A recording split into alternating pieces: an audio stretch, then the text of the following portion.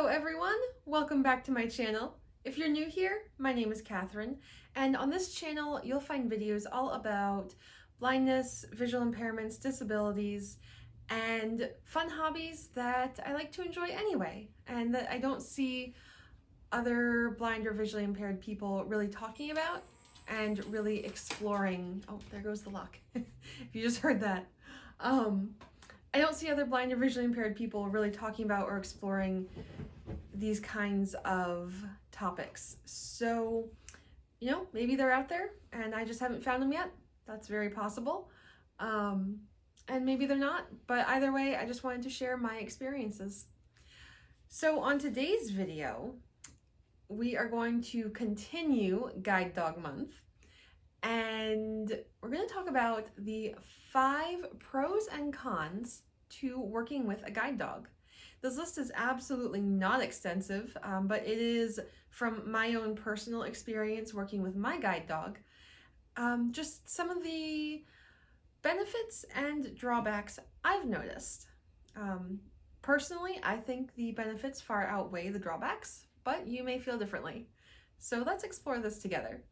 This video is continuing the special series I'm doing for September 2021 to coincide with the Guiding Eyes for the Blind wag-a-thon. That is a month-long marathon in which humans and their dogs will walk 26.2 miles, which is the equivalent of a marathon, to raise money for Guiding Eyes for the Blind. They are completely funded on donations, and their work is very important for blind and visually impaired people who need guide dogs. And they do provide these guide dogs free of charge.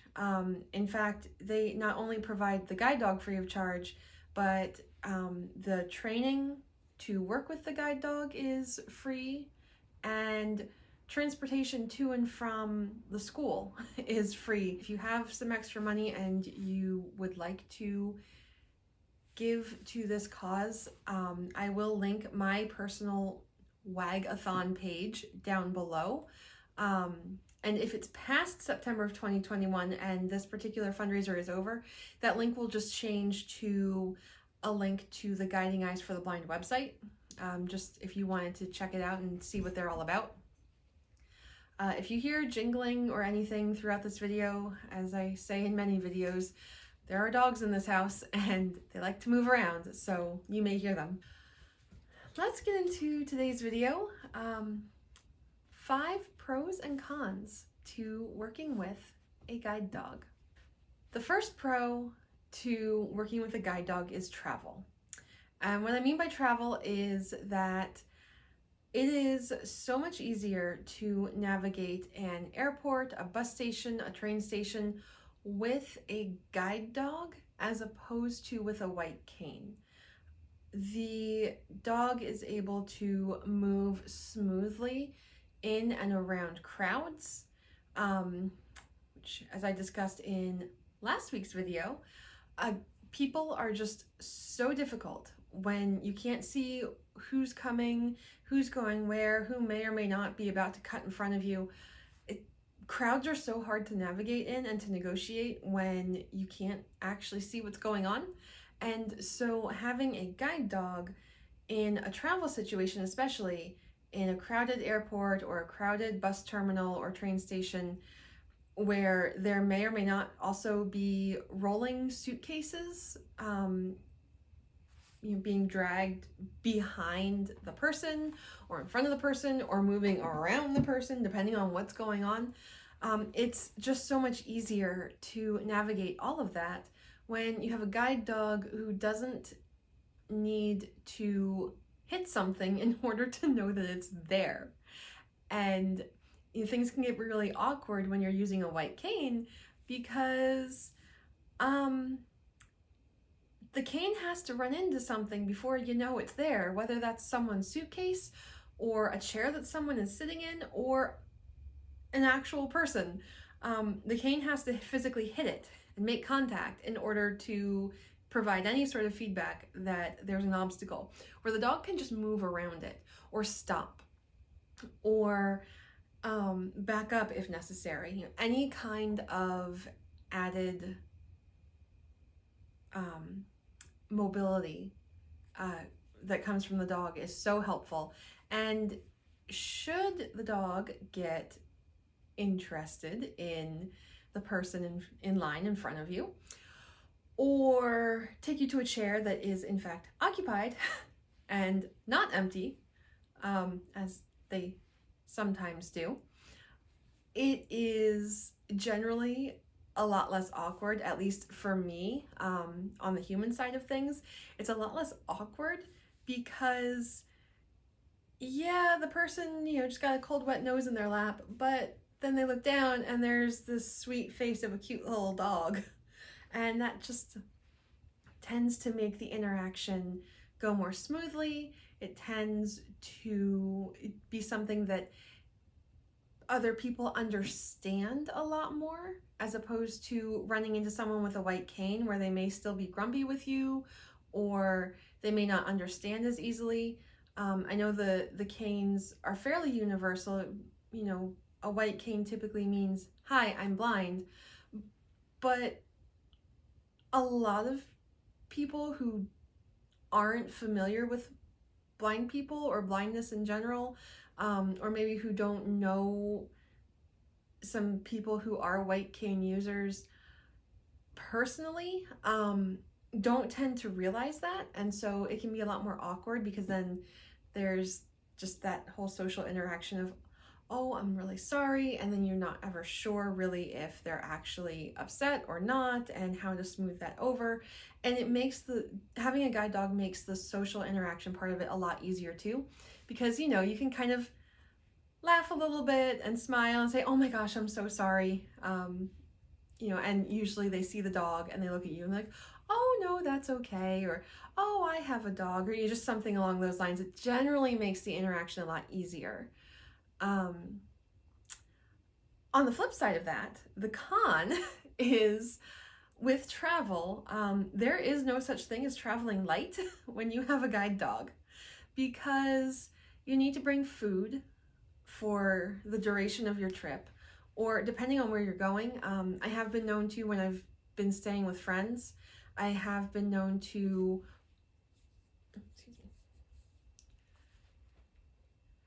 when I've been staying with friends, I've been known to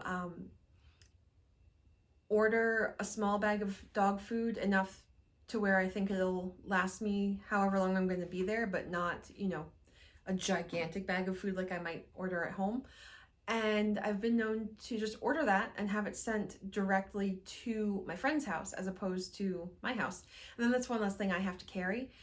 But even with that, I always make sure when I'm traveling to have at least the next meal's worth of food with me for my dog.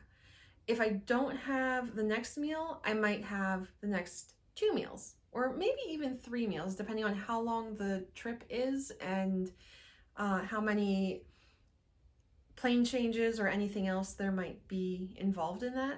I like to have at least 1 extra meal for my dog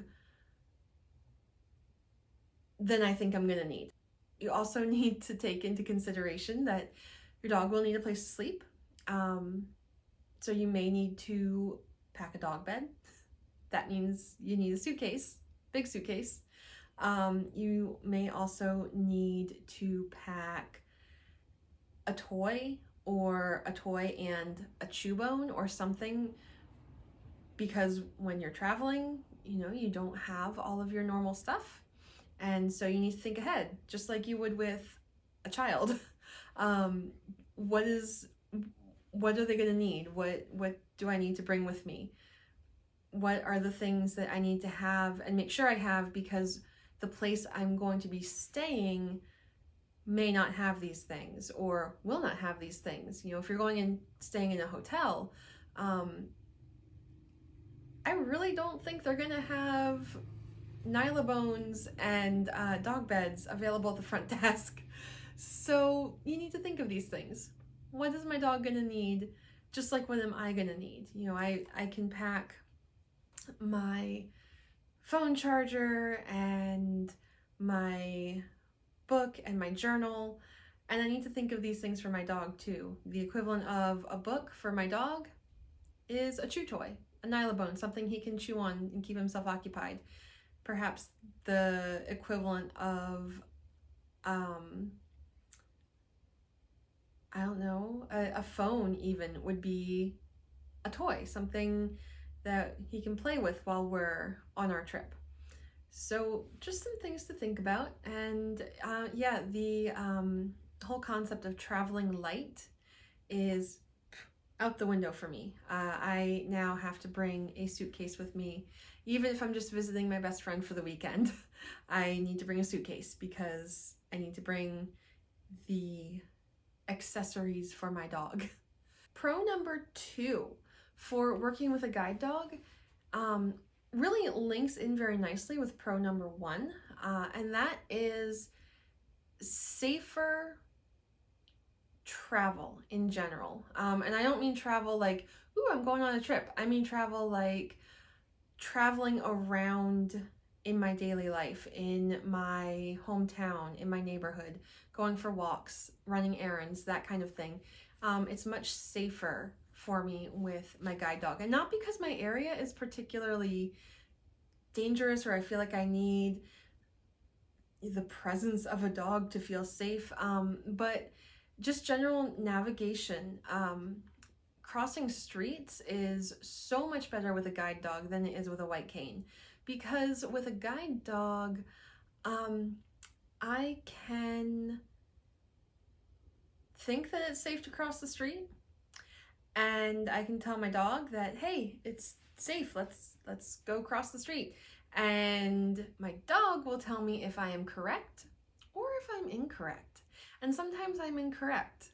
And sometimes I was correct, it was safe, but now a car just came out of nowhere and I didn't notice it, or the car that was next to me started to turn towards me and I didn't realize it.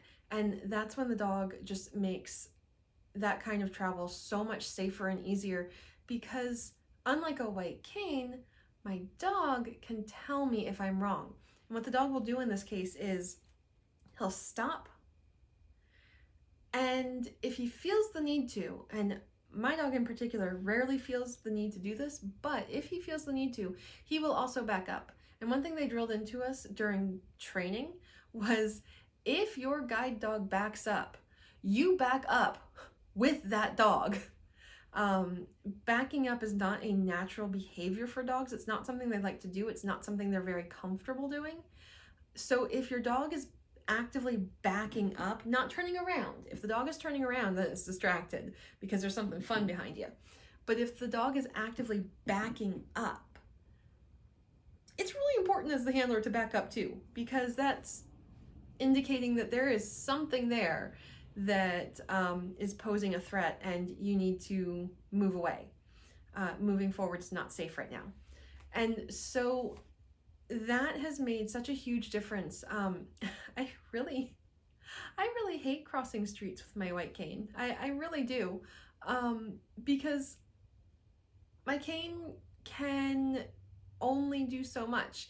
It can show me where the curb is by, moving along and, either moving out into thin air suddenly or dropping down, so I can feel where the curb is with it.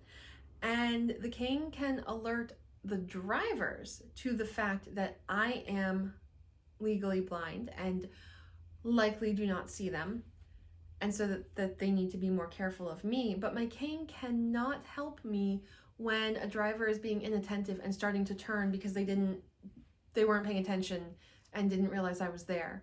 Or they can't, it can't tell me when, whoa, I didn't realize that car was coming, and pull me back, where a dog can. And so for me, that's a huge pro, is just generally navigating around my neighborhood, and street crossings in particular are much safer, much easier, and honestly, I feel much more confident crossing with my dog instead of with my white cane. I really don't like walking with my wet cane.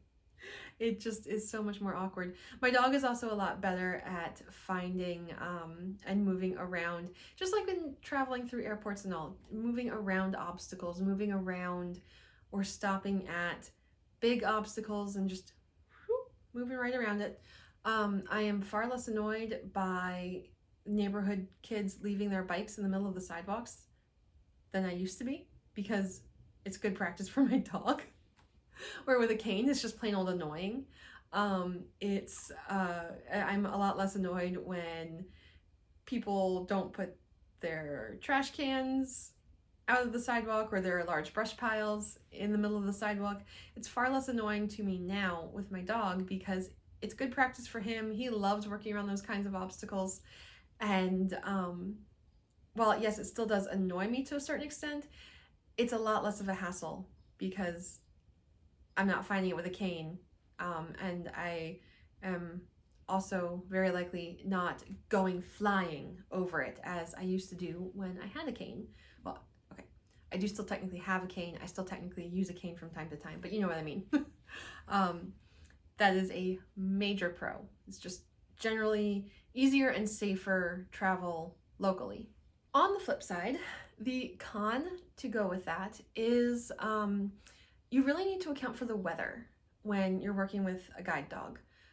Keeping in mind that your guide dog does not typically wear shoes, does not typically wear coats or hats or scarves or other things that we might use to keep ourselves warm or protected from the elements. Our dogs don't typically wear those things. They do have boots for winter weather or extremely hot weather where it's not safe for their little feet. They're going to burn their little pads on their feet if they are walking on super hot pavement. So they do have boots for that. They do not like wearing them. It's really rather funny to watch them walk in those boots because they can't feel the floor. And for the most part, they work just fine in those boots, but they don't enjoy them.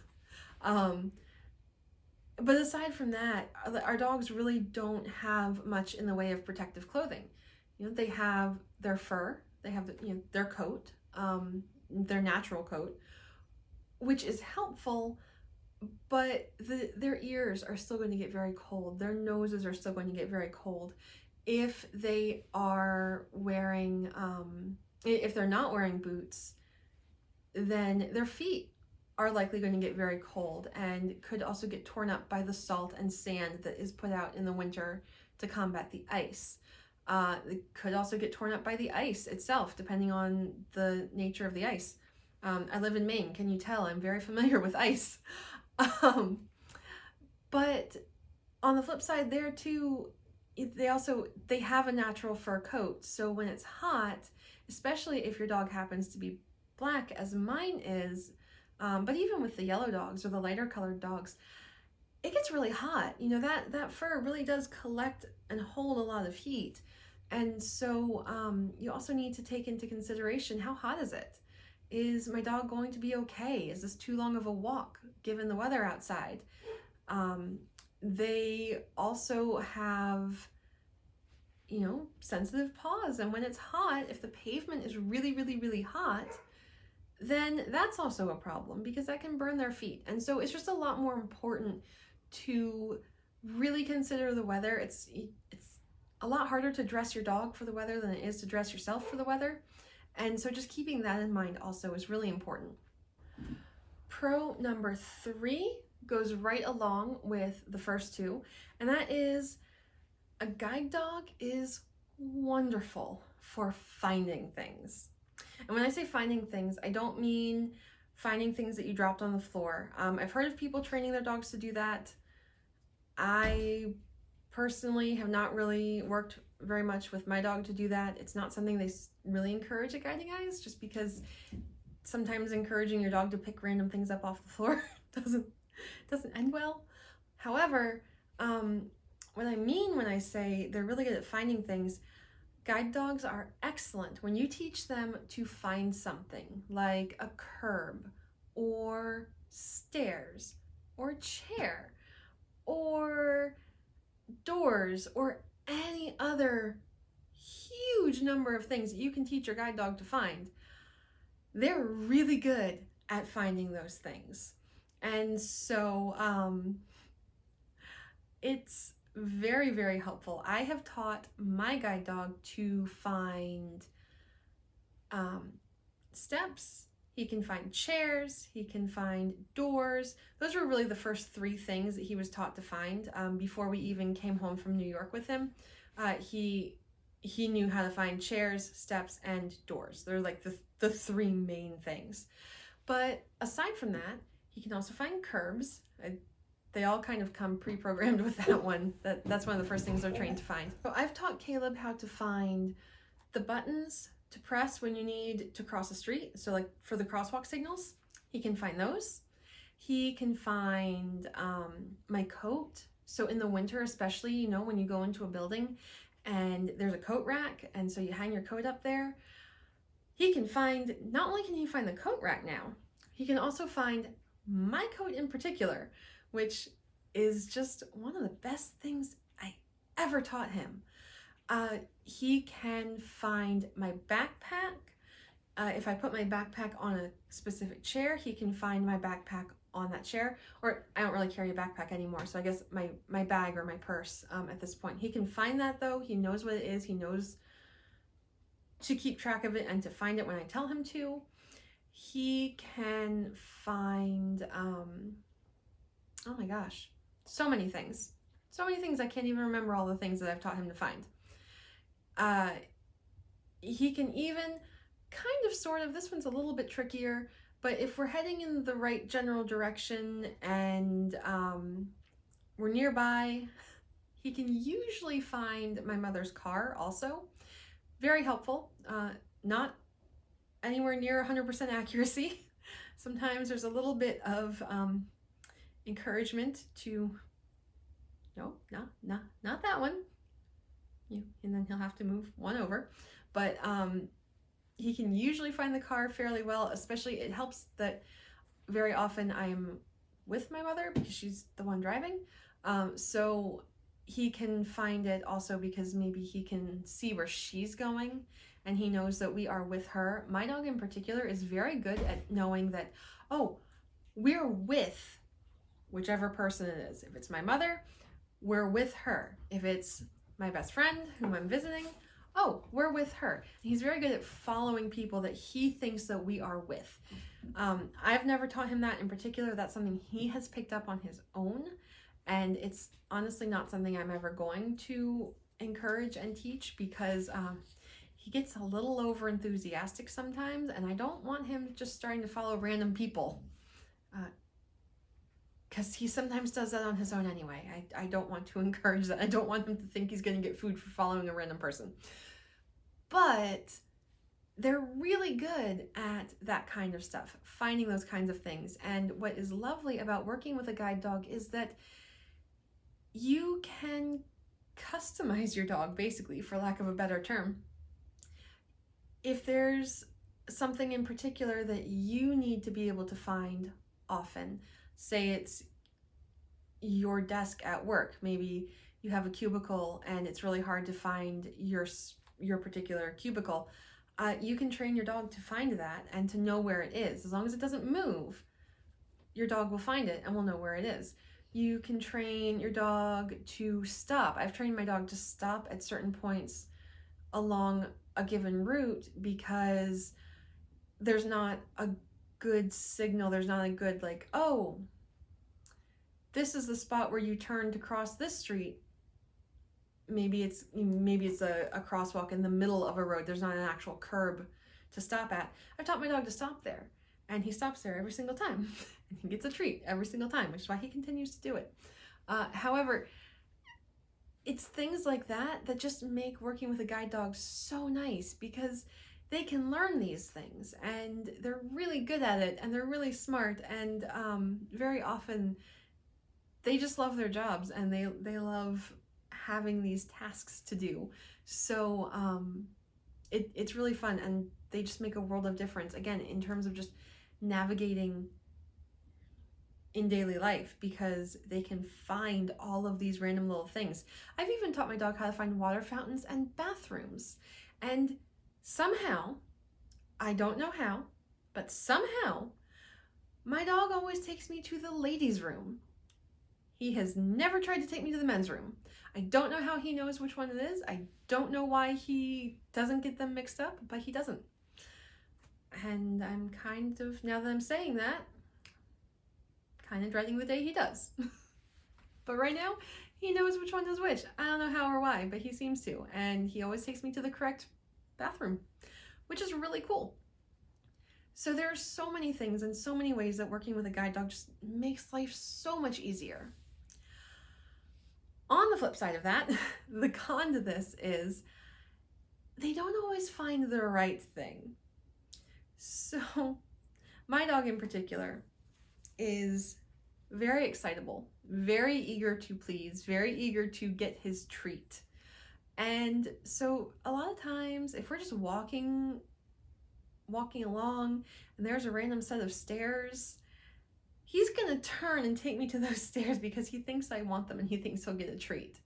Or if we're in an airport and maybe I don't want a chair right now, but there's just this field of benches past the TSA checkpoints, he's going to take me to the first bench he can find because he thinks I want it, even though I haven't told him to find a chair. Sometimes they take you to a chair that's occupied instead of one that's not. And I've talked about that earlier in this video. It can usually be a little less awkward because you have a dog and the dog is cute and you can just kind of laugh it off and say, oh, I'm sorry. Sometimes I'll even talk to my dog in particular and just be like, oh, you silly, that's not what I meant, or you know better than that. And that, if nothing else, will kind of break the ice and just break the tension a little bit if I'm feeling like it's going to be a little tense. So as wonderful as the dogs are and as many things as they can find and do really, really well, they make mistakes. Sometimes they get it wrong. The fourth pro here is with a guide dog, you can usually walk a little bit faster. And I don't mean faster to the point of, oh my gosh, this is way too uncomfortably fast for me. But at least at Guiding Eyes, they tend to like to encourage people once they have their dogs. They like to encourage them to walk just a little bit faster than they might otherwise with a cane. Because again, remember, with a white cane, you have to use that cane to feel the space in front of you, to feel the ground in front of you.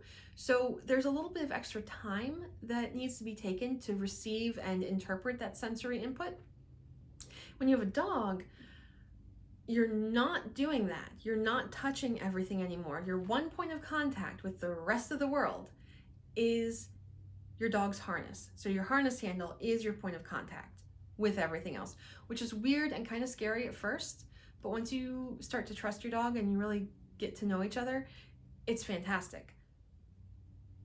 And because of that, you can actually walk a bit faster because you don't need to take that extra time for that sensory input. You're literally just following your dog. If the dog is pushing you to the right a little bit, you move to the right a little bit. If they're pulling you to the left a little bit, you move over to the left a little bit. If they turn and move around something, you turn and move around with them. There's not that extra time to say, oh, wait, what is this? Oh, okay, it's a curb. Okay, so that, all right, and the curb is, all right, it's 2 inches high, so now there isn't that. You just move. You move with your dog, and it makes it so much more seamless. It really brings a feeling of confidence and competency that a white cane doesn't. And so for me, that's a real pro, is just being able to walk faster and with more confidence than I can with my white cane. However, the con is dogs can get distracted. Dogs can get distracted by a lot of different things, and a white cane is a long stick of metal and can't.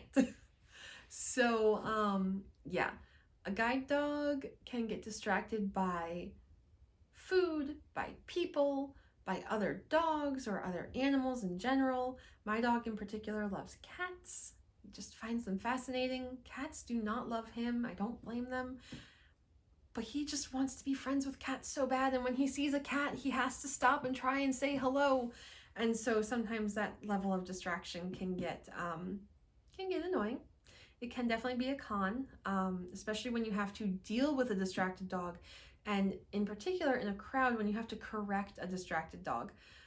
We're not being cruel when we correct our dogs. It's honestly an issue of safety, both for the dog handler, in this case me, and for the dog, in this case Caleb.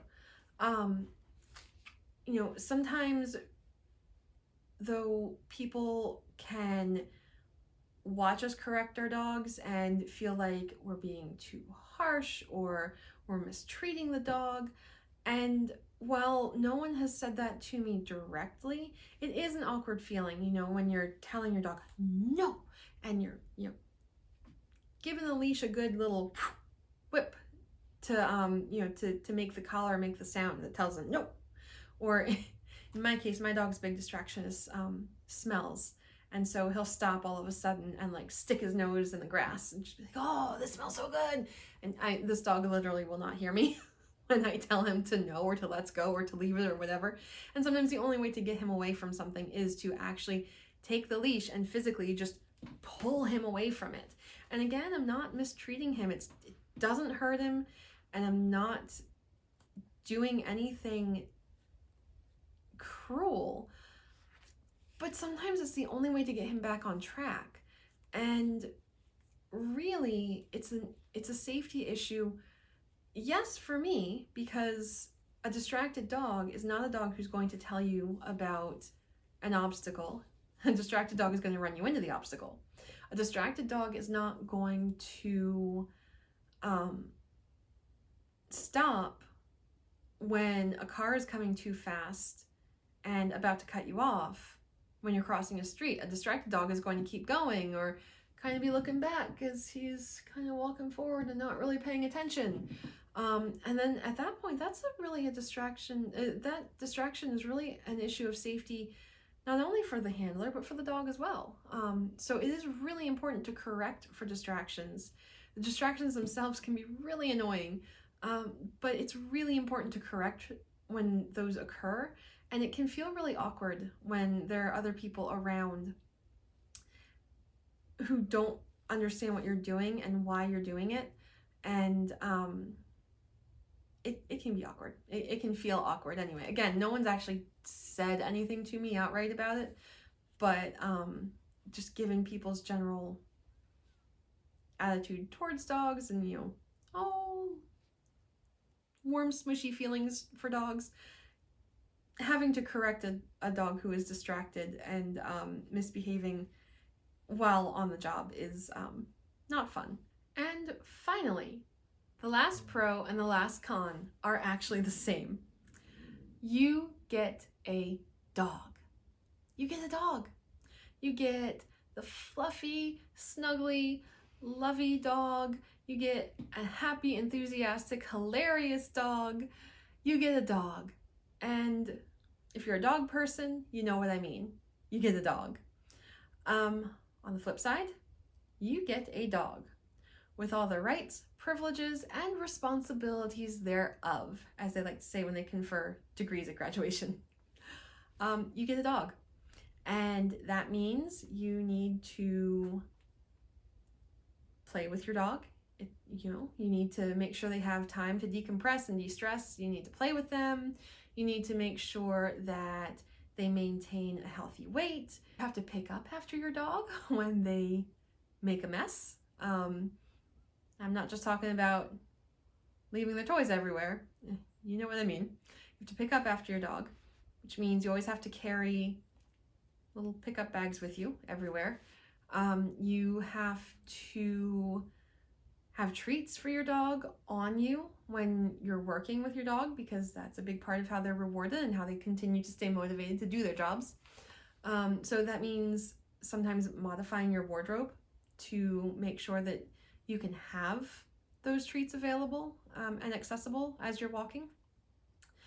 you need to pay for veterinary costs, which we all know can get very expensive. And Guiding Eyes in particular does help their graduates with annual veterinary costs. They do provide each graduate with $500 per year to go towards veterinary costs, which is fantastic and a huge help. But that definitely doesn't cover everything. And sometimes if your dog needs extra medicine or has an ear infection or something, sometimes that $500 can disappear real fast. And so it can get expensive. So you need to make sure that you are able to cover the costs of having a dog. So, you have all of those things. You need to take your dog out when it needs to go potty. And that includes in pouring rain or whirling snow or heavy winds. Dog still needs to go out. So there are cons to that, just like having a pet dog. If you have a pet dog, you have a dog, but you have a dog, and it is a lot of responsibility.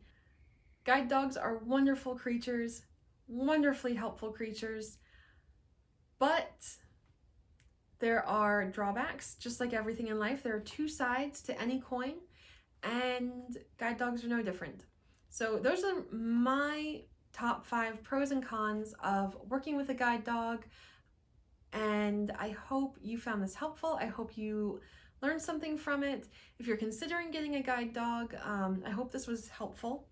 And if you just wanted to learn more about guide dogs, I also hope this was helpful. So anyway, if you liked this video, please give it a big thumbs up. It really helps me to know what you like, and it also really helps this channel by telling YouTube that you also like this kind of content, and that will help the video get out to more people. If you are so inclined, please visit the link in the description below to donate to my wag-a-thon. My goal is $400. Thank you so much to those of you who have donated so far. I very much appreciate it, and Guiding Eyes very much appreciates it as well. And other than that, I would love it if you like these kinds of videos and you want to see more from me, if you would subscribe to this channel and hit the bell so you're notified whenever I post a new video. And other than that, I hope you all have an awesome day, have an awesome week, and I will see you next time. Bye-bye, everyone.